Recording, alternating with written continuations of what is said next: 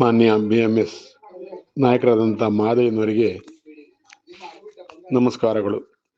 ನಾನು GT Rangegowda, KSRTC staff and workers ಫೆಡರೇಷನ್ನ ಕಾರ್ಯಾಧ್ಯಕ್ಷ ಹಾಗೂ ಪ್ರಧಾನ ಕಾರ್ಯದರ್ಶಿ KSRTC staff workers union Hassan ವಿಭಾಗ ಹಾಸನ. ಮಾನ್ಯರೇ, ನಿಮ್ಮದು ಆಡಿಯೋನ ಕೇಳಿಸ್ಕೊಂಡೆ. ತಾವು ಮೊದಲನೇದಾಗಿ ಹೇಳಿದ್ರಿ 2020 ಇಸ್ವಿ ಅಗ್ರಿಮೆಂಟ್ 2023 ಆಗ್ಬೇಕಾದ್ರೆ ನಮ್ಮ BMSನ ಯಾರೋ ನಾಯಕರು ಬೊಮ್ಮಾಯಿ ತುಂಬ ಹತ್ರ ಆಗಿದ್ರು. ಅವತ್ತು ಕೂತ್ಕೊಂಡು ಭಾಳ ಆಪ್ತ ಕೂತ್ಕೊಂಡು 20 ಕೇಳಿದ್ರು, ಕೊನೆಗೆ 15 ಡಿಕ್ಲೇರ್ ಮಾಡಿದ್ರು. ಅನಂತ ಸುಬ್ರಾವ್ ಹೋಗಿ ಬಕ್ಕೆ ಕೊಟ್ಟು ಮಾಡಿದ್ರು. ಒಂದು ಸಮರ್ಸ್ಕೊಂಡು ನಮ್ಮೇಲೆ ಆರೋಪ ಮಾಡಿದ್ರಿ. ತಾವು ಯಾರು ಹೇಗೆ ಏನೋ ನನಗೆ ಗೊತ್ತಿಲ್ಲ. ಅಂದ್ರೆ ತಾವು 2023 ಇಸ್ವಿನಲ್ಲಿ ಅಗ್ರಿಮೆಂಟ್ ಆಯ್ತಲ್ರಪ್ಪ BJP ಗೌರ್ಮೆಂಟ್ ಇಂದ. ಸುಮ್ಮನೆ ಆಗ್ಲಿಲ್ಲ, ಮುಷ್ಕರ ಕರೆ ಕೊಟ್ಟ ಮೇಲೆ ಆಗಿದ್ದು. ಅಲ್ಲಿವರೆಗೂ ನಿಮ್ BMSನವರು ಯಾಕೆ ಸುಮ್ಮನೆ ಇದ್ರಿ? ಆಯ್ತಪ್ಪ, ನೀವೇ ಮಾಡಿಸ್ಕೆ ಬಂದ್ರಿ ಅನ್ಕೊಳ್ಳಿ. ಫಸ್ಟ್ ಎಷ್ಟರಲ್ಲಿದ್ರು ಹೇಳಿ? ಅವರು 8% ಇದ್ರು, 10ಕ್ಕೆ ಬಂದ್ರು, 12ಕ್ಕೆ ಬಂದ್ರು, ಲಾಸ್ಟ್ 14ಕ್ಕೆ ಬಂದ್ರು. 14ಕ್ಕೆ ಬಂದಾಗ ನಾವ್ ಎದ್ದು ಬಂದ್ವಿ ಅಲ್ವಾ ಸ್ವಾಮಿ? ಬೆಳಿಗ್ಗೆ ಏಕಪಕ್ಷ 15 ಮಾಡಿದ್ರು, ಮುಖ್ಯಮಂತ್ರಿಗಳು ಘೋಷಣೆ ಮಾಡಿದ್ರು. 15% ಏಕಪಕ್ಷವಾಗಿ ಮಾಡಿದ್ರು. ಅದಾದ್ಮೇಲೆ ಅಟ್ಲೀಸ್ಟ್ ಏನು ಎತ್ತ ಅಂತ ಒಂದೇ ಒಂದು ಪ್ರೆಸ್ ಸ್ಟೇಟ್ಮೆಂಟ್ ನೀವು ಕೊಡ್ಲಿಲ್ಲ, ನಿಮ್ಮ ಸಂಘದ ವತಿಯಿಂದ ಅಥವಾ ನಿಮ್ಮ ಫೆಡರೇಷನ್ ವತಿಯಿಂದ. ಭಾರತ್ ಮಜ್ದೂರ್ ಸಂಘನೂ ಸಹ ಒಂದು ರಾಷ್ಟ್ರೀಯ ಸಂಘಟನೆ, ನಮಗೆ ಗೌರವ ಇದೆ. ಬಟ್ ನೀವು ಇವತ್ತು ಅನಂತ ಸುಬ್ರಾವ್ ಹೇಳ್ತಿರಲ್ಲ, ಅವತ್ತು ಸಂಧಾನದಲ್ಲಿ ಕೂತಾಗ ಅನಂತ ಸುಬ್ರಾವ್ದೇ ಪ್ರಾಬಲ್ಯ ಇದ್ದದ್ದು ಮಾತಿನಲ್ಲಿ, ನಿಮ್ದು ಯಾವ್ದು ಕೌಂಟಿಗಿರ್ಲಿಲ್ಲ. ಅಲ್ಲಿ 14 ಅನಂತ ಸುಬ್ರಾವ್ ರೆಫ್ಯೂಸ್ ಮಾಡಿ ಬಂದ್ರು. ಏಕಪಕ್ಷ ಮಾಡಿದಾಗ ಅವತ್ತಿನ ಪರಿಸ್ಥಿತಿಯಲ್ಲಿ ನೀವು ಅವ್ರನ್ನ ಓಲೈಸ್ಕೊಳ್ತಾ ಇದ್ರಿ. 14 ಕೊಟ್ಟಿದ್ರು, ಇದೇ ರೀತಿ ಓಲೈಸಿದ್ರಿ ನೀವು.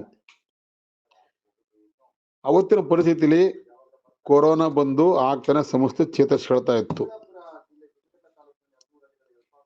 ಹಾಗಾಗಿ ನಾವು ಸಹ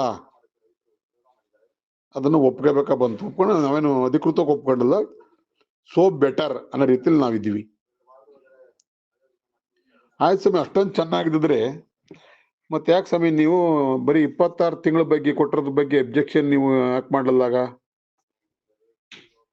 26 ತಿಂಗಳು ಕೊಡ್ತೀವಿ ಅಂತ ಹೇಳಿದ್ರಲ್ಲ, ಯಾಕೆ ಅಬ್ಜೆಕ್ಷನ್ ಮಾಡಲ್ಲ? ಇನ್ನು 12 ತಿಂಗಳು ಕೊಡ್ಲೇಬೇಕು ಅಂತ ಯಾಕೆ ಒತ್ತಡ ತರಲಿಲ್ಲ? ಸುಮ್ಮನೆ ಕಾಟಾಚಾರಕ್ಕೆ ಈ ವಾಟ್ಸಪ್ ಅಲ್ಲೆಲ್ಲ ಬಿಟ್ಕೊಂಡು ಹೇಳಲಿಕ್ಕೆ ಬರಬೇಡಿ.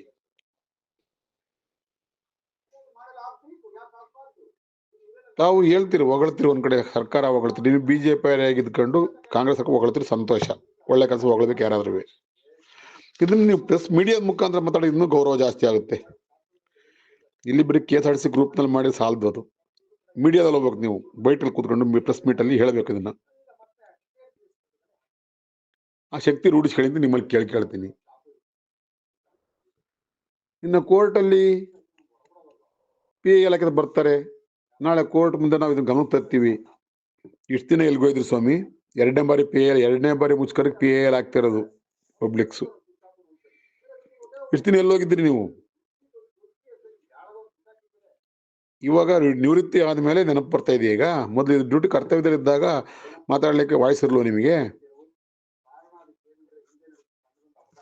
ಸ್ವಲ್ಪ ಎಲ್ಲದನ್ನು ಕೂಡ ಎಲ್ಲಾ ಕಾಲ ಒಂದೇ ಸಮಯ ಇರಬೇಕು. ನಾವು ನೋಡಿ, ಕರ್ತವ್ಯ ಇದ್ದಾಗಲೂ ಹಿಂಗೆ ಇದ್ದೆ, ಈಗಲೂ ಹಂಗೆ ಇದ್ದೀನಿ ನಾನು. ಕೋರ್ಟ್ ಬಗ್ಗೆ ಈಗ ಮಾತಾಡ್ತೀರಿ ನೀವು, ನಾವು ಕೋರ್ಟ್ ಗಮನ ತರ್ತೀವಿ ಅಂತವ.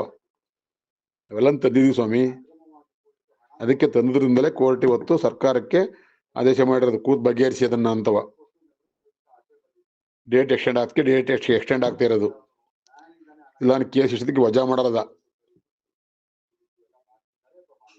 ಇನ್ನ ರೈತರ ಬಗ್ಗೆ ಹೇಳಿದ್ರಿ, ನಾನು ಅಪ್ಪಟ ರೈತ. ಈಗ ಆಲ್ರೆಡಿ ಊರಲ್ಲಿ ರೈತ ಕೆಲಸ ಮಾಡ್ತಾನೆ ಇದ್ದೀನಿ. ಕರೆಂಟ್ಗೆ 2 ಲಕ್ಷ 3 ಲಕ್ಷ ಅಂದ್ರೆ ಯಾರು ಸ್ವಾಮಿ ಹೇಳಿದರು?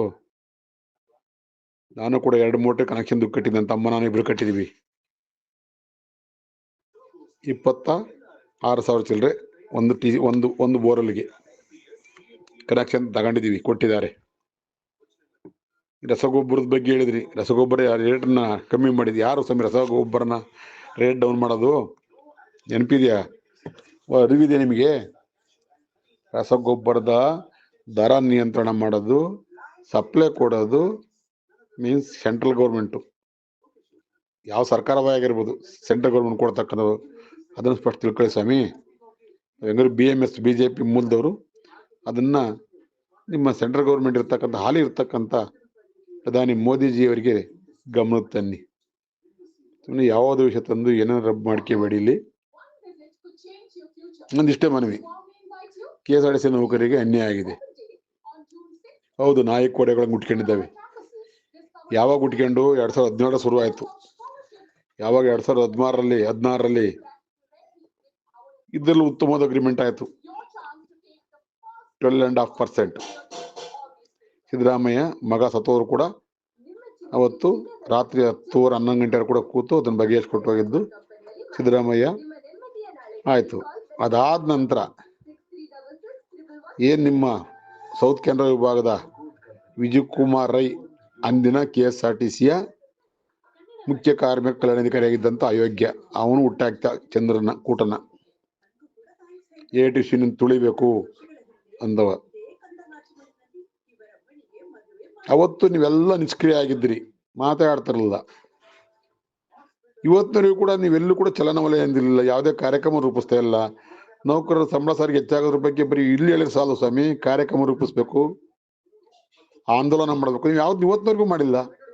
BMS ಇಂದ ಅದನ್ನ ಮಾಡಿ. ಸರ್ಕಾರ ಗಮನ ಸೆಳೆಬೇಕು ಅಂದ್ರೆ ಬರೀ ವಾಟ್ಸಪ್ ಸಾಲದು, ಬೀದಿಗಿಳಿಬೇಕು. ಆ ಕೆಲಸ ಮಾಡಿ ದಯವಿಟ್ಟು ಅಂತ ಹೇಳ್ತಾ, ತಾವು ಯಾವ್ದನ್ನೇ ಅಲ್ಲಿ ಇನ್ನೊಬ್ಬರ ಬೆಟ್ಟು ತೋರ್ಸ್ಕಿಂತ ಮೊದಲು ನಿಮ್ಮ ಸಾಧನೆ ಏನು ಅಂತ ಹೇಳ್ಬೇಕು. 15% ನಿಮ್ಮ ಸಾಧನೆ ಅಲ್ಲ, ನಮ್ಮ ಹೋರಾಟ AITC ಅಂಡ್ ಜಂಟಿ ಕ್ರಿಯಾ ಸಮಿತಿಯ ಹೋರಾಟದ ಫಲ ಅಟ್ಲೀಸ್ಟ್ 15 ಮುಟ್ಟಿದೆ. ಹಾಗಾಗಿ ನೀವು ಸರ್ಕಾರ ಇದ್ದಾಗ ಹಂಗ್ ಮಾಡ್ಸಂಗಿದ್ರೆ 2020ರಲ್ಲೇ ಮಾಡಿಸ್ಬೇಕಾಯ್ತು. 3 ವರ್ಷ ಕಾಯ ಅವಶ್ಯಕತೆ ಇರಲಿಲ್ಲ. ಆಯ್ತಾ ಸ್ವಾಮಿ? ಮುಷ್ಕರ ಆಗುತ್ತೆ, ಸರ್ಕಾರದ ಕೊನೆ ಎಲೆಕ್ಷನ್ ಟೈಮಲ್ಲಿ ಬ್ಯಾಡ್ ನೇಮ್ ಬರುತ್ತೆ ಅಂತ ಹೇಳ್ಬಿಟ್ಟು ಅಟ್ಲೀಸ್ಟ್ ಬೊಮ್ಮಾಯಿ, ಯಾಕೆ ಬೊಮ್ಮಾಯಿ ಮನ ಹೋಲಿಸಿರು ಅಂತ ಅಂದ್ರೆ, ಶರ್ಮಾಜಿಯವರ ಶಿಷ್ಯ ಬೊಮ್ಮಾಯಿಯವರು. ಅಂದಿನ ಶರ್ಮಾಜಿಯವರು ಕೂಡ ಸಹಕಾರ ಕೊಟ್ಟಿದ್ದಾರೆ ಅದಕ್ಕೊತ್ತು.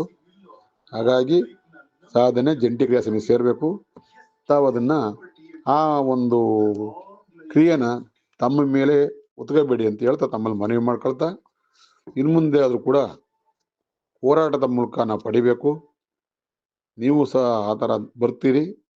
ಆ ಏನು ರಾಷ್ಟ್ರೀಯ ಸಂಘಟನೆ ಏನಿದೆ ಅದರ ಶಕ್ತಿ ಉಪಯೋಗಿಸ್ಕೊಂಡು ನೀವು ದಯಮಾಡಿ ಹೋರಾಟಕ್ಕಿಳಿರಿ. ಜೊತೆಗೆ ಇವತ್ತು ಖಾಸಗೀಕರಣದ ಹೆಜ್ಜೆ ಹತ್ತ ಹೋಗ್ತಾ ಇದೆ ಸಂಸ್ಥೆ. ಹೇಗೆ? ರಾಜ್ಯ ಸರ್ಕಾರದಿಂದ ಮಾಡ್ತಾ ಇಲ್ಲ, ಅದನ್ನ ಕೇಂದ್ರ ಸರ್ಕಾರದಿಂದ ಮಾಡ್ತಾ ಇದೆ. ಎಲ್ಲ EV ಬಸ್ಗಳನ್ನ ಒಂದು ಪ್ರೈವೇಟ್ನರಿಗೆ ಕೊಡ್ತಾವ್ರೆ. ಅಂದ್ರೆ KSRTC ಬಿಡ್ಲಿಕ್ಕೆ ಒಂದು ಬಸ್ಸಿಗೆ ಸುಮಾರು 50 ಲಕ್ಷ ರೂಪಾಯಿ ಸಬ್ಸಿಡಿ ಕೊಡ್ತಾವ್ರೆ. ಯಾರಿಗೆ? ಖಾಸಗಿಯವರಿಗೆ ಮಾತ್ರ. ಅದೇ ಸಾರಿಗೆ ಸಂಸ್ಥೆಗಳಿಗೆ ಯಾರಿಗೂ ಕೊಡ್ತಾ ಇಲ್ಲ. ಖಾಸಗಿ ಉತ್ತೇಜನಕ್ಕೋಸ್ಕರ ಕೊಡ್ತಾವ್ರಂತೆ.